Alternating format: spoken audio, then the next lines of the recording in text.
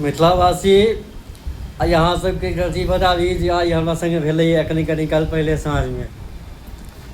साँझमे हम ड्यूटीसँ निकललिए तऽ रस्तामे अबै छलिए तऽ एकटा दुकान छै जाहिठाम हम कहिओ कालके नाश्ता करै छिए, समोसा तमोसा खा लै छिए ओतऽ।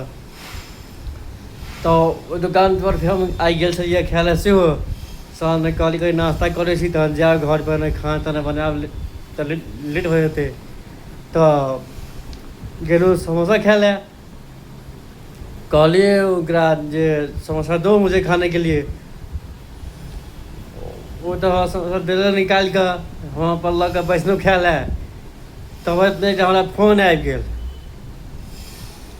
जे फोन आयल तऽ हम जिनकासँ बात करै छलिए ओ छलखिन हेँ गामसँ। तऽ हम मैथिलीमे बातचीत करनाइ शुरू केलिए। मैथिलीमे जहन बाजै छलिए, जहन फोन कटि गेलैए तऽ दोकानवला हमरा कहै छथि, भाई साहब अपने कोन गामसँ छिए, कतऽ घर भेल अपनेके? हम कहलिए हमरा जिला मधुबनी अछि, आ बेनीपट्टीमे नवगढ़ी पड़ै छै, हमर नवगढ़ी घर भेल। तऽ हमरा ओ कहै छथि, यौ तहन तऽ अहाँ आसे पासके तहन छी, हम छी बिहारेके, हमरो घर मधुबनी, सतलखा घर अछि हमर, हमरो सतलखा घर अछि। आइ हम एतऽ 15-20 सालसँ एतऽ हम ई दोकान चलबै छी। कहू जे ओतऽ हम आइ लगभग जतेक दिनसँ छिए एतऽ रहै छिए तहियासँ हुनका दोकानपर जाकऽ हम खाइ छलिए, लेकिन एखन तक हुनकासँ हमरा पहचान नहि छल।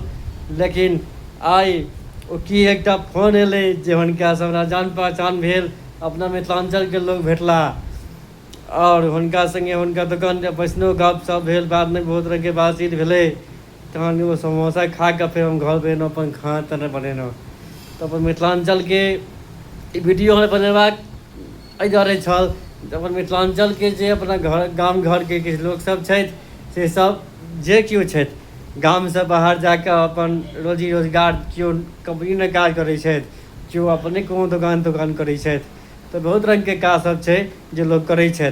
तऽ ओहिमे धीरे धीरे लोकके जान पहचान होइत रहै छै। जेना आइ एकटा आदमीसँ हमरा जान पहचान भेलनि जे हुनकर घर सतलखा छलनि।